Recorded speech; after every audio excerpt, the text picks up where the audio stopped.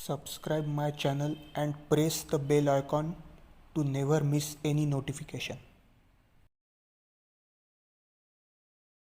Friends, welcome to my channel. अगर आपको मेरी कोई भी वीडियो पसंद आए तो please like, share and subscribe.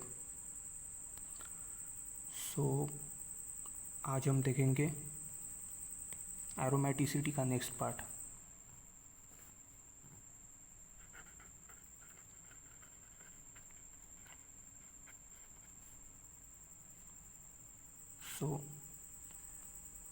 Aromaticity में हमने देखा था हकेल्स रूल। हकेल्स रूल क्या होता है?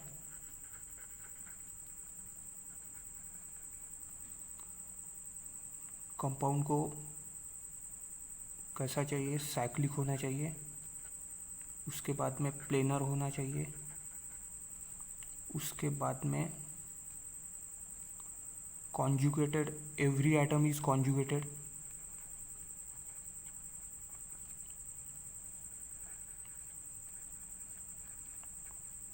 और इसमें होने चाहिए सबसे important 4n+2 pi electron aromaticity के लिए। ये सारा क्राइटेरिया अगर फॉलो होता है तो हमारा कंपाउंड है एरोमेटिक।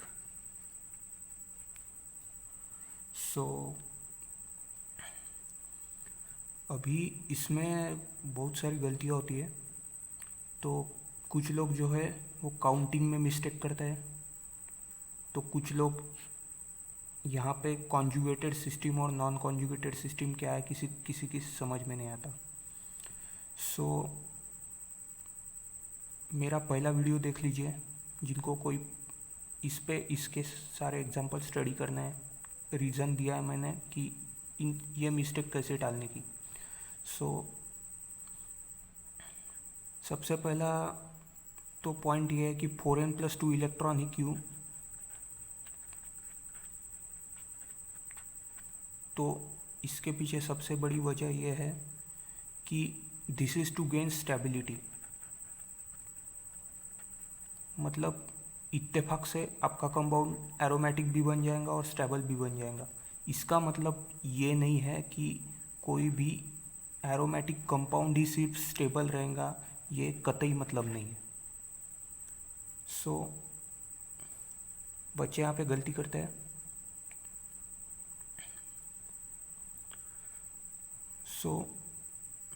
अभी हमने एरोमेटिक कंपाउंड के बारे में देखा और पिछले वीडियो में सारे एग्जांपल भी मैंने लिए हैं। अभी हम नॉन एरोमेटिक और एंटी एरोमेटिक देखेंगे। नॉन एरोमेटिक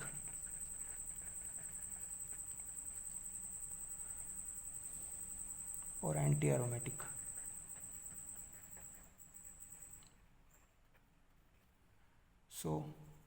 चलो, अभी आपका कंपाउंड साइक्लिक भी है, प्लेनर भी है,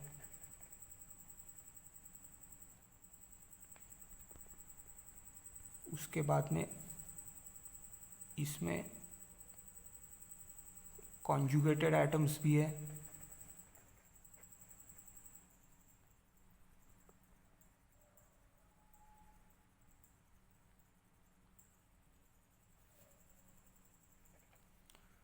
लेकिन इसमें 4n पाई इलेक्ट्रॉन्स है। नंबर ऑफ पाई इलेक्ट्रॉन्स कितने हैं? 4n है। ये होता है एंटी एरोमेटिक। और नॉन एरोमेटिक मतलब ना तो कंपाउंड साइक्लिक है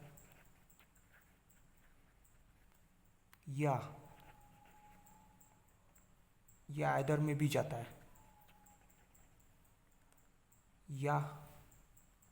या आपका कंपाउंड प्लेनर नहीं है,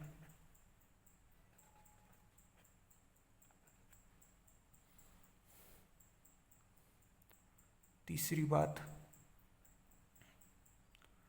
अभी साइक्लिक भी नहीं है, प्लेनर भी नहीं है, या तो फिर इसमें कुछ एटम्स ऐसे होंगे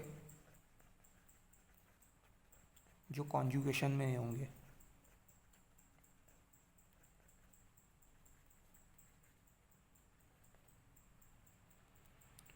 होप आपको इसके बारे में क्लैरिटी मिली होंगी। अभी मैं कुछ एग्जांपल देता हूँ।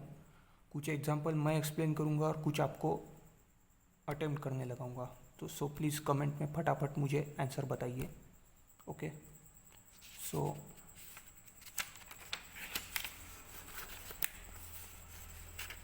सबसे कॉमन एग्जांपल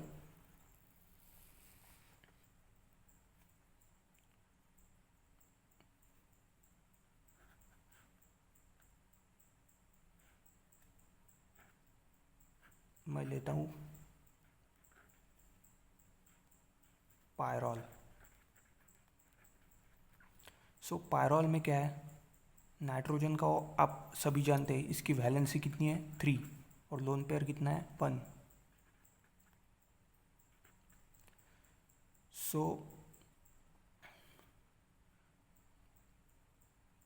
सो नाइट्रोजन में आपको 1 लोन पेयर मिलता है और वैलेंसी 3 है। ओके, ये बात आपकी समझ में आ गई। सो हियर पाई इलेक्ट्रॉन्स कितने हैं, 4 पाई इलेक्ट्रॉन्स है। उसके बाद में लोन पेयर के इलेक्ट्रॉन्स अभी देखिए, लोन पेयर के इलेक्ट्रॉन्स कब काउंट होंगे, जब वो पाई सिस्टम का पार्ट रहेंगे। लोन पेयर के इलेक्ट्रॉन्स काउंट नहीं होंगे। काउंट कौन से इलेक्ट्रॉन्स होंगे, पाई बॉन्ड कैसे बनता है, पी ऑर्बिटल से बनता है। सो काउंट होंगे पी ऑर्बिटल के इलेक्ट्रॉन्स। सो नाइट्रोजन के पी ऑर्बिटल में नाइट्रोजन का इलेक्ट्रॉनिक कॉन्फ़िगरेशन देख लेते हैं, 1s2 2s2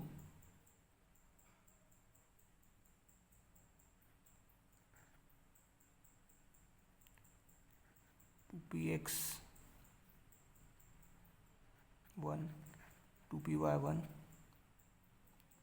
2pz1। सो एक लोन पेयर है भाई साहब के पास और 3 इसमें sp2 हाइब्रिडाइजेशन होगा, लेकिन इसमें P orbital pi bond form करता है। पी ऑर्बिटल के पास एक इलेक्ट्रॉन है, दोनों इलेक्ट्रॉन नाइट्रोजन के पास ही रहेंगे बिकॉज ऑफ इलेक्ट्रोनिगेटिविटी। सो ये 2 इलेक्ट्रॉन है, ये जो पी ऑर्बिटल है इसका एक पेयर कंट्रीब्यूट करने वाला है।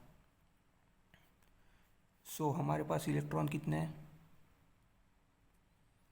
4 पाई इलेक्ट्रॉन प्लस 2 इलेक्ट्रॉन, मतलब हमारे पास 6 पाई इलेक्ट्रॉन है। याद रखिए एक ऑर्बिटल मतलब दो इलेक्ट्रॉन।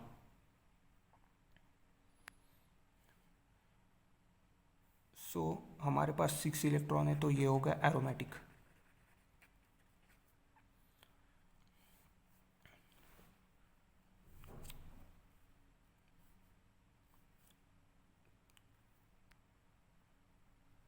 सो अभी एक नॉन एरोमेटिक का एग्जांपल आपको दिखाता हूँ, जिसमें अब ज़रा इन भाई साहब को देखिए।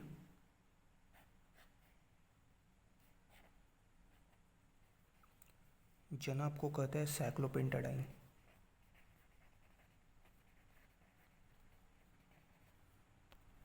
सो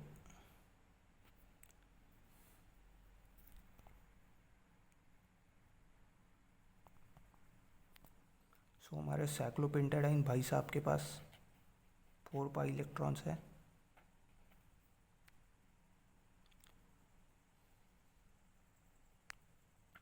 उसके बाद में 4 पाई इलेक्ट्रॉन होने के साथ साथ इनके पास कोई लोन पेयर नहीं है।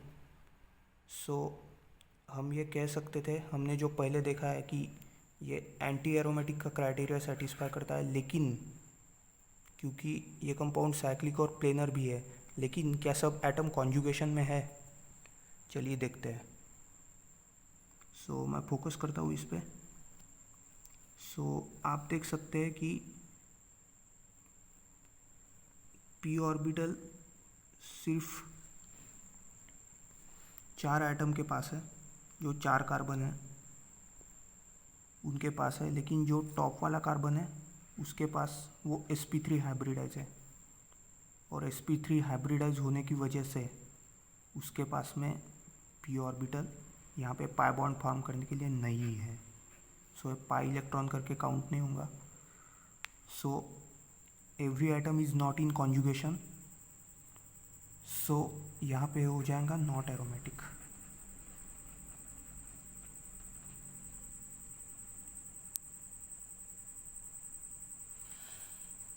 सो एक एग्जांपल लेते हैं एंटी एरोमेटिक का।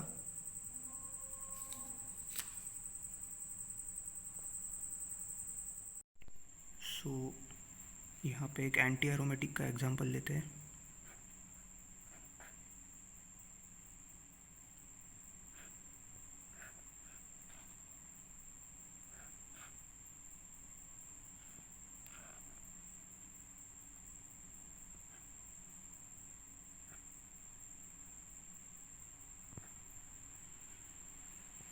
सो भाई साहब को कहते हैं पेंटालिन। सो पेंटालिन में कितने हैं? 1 2 3 4 5 6 7 8 8, मतलब 8 4 इंटू 2, मतलब n की वैल्यू क्या हो गई? 2 हो गई। सो ये क्या है? Anti aromatic.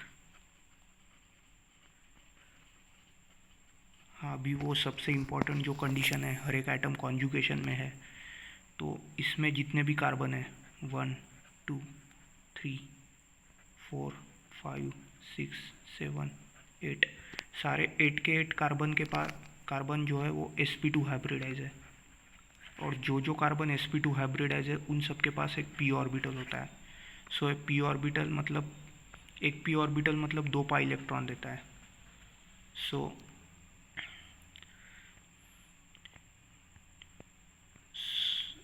सो ये जो p ऑर्बिटल के इलेक्ट्रॉन हो गए ये सारे पाई इलेक्ट्रॉन हो गए।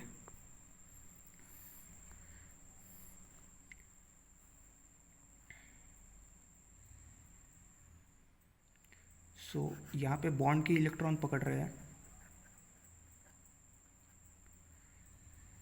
क्योंकि हर p ऑर्बिटल एक एक इलेक्ट्रॉन देता है।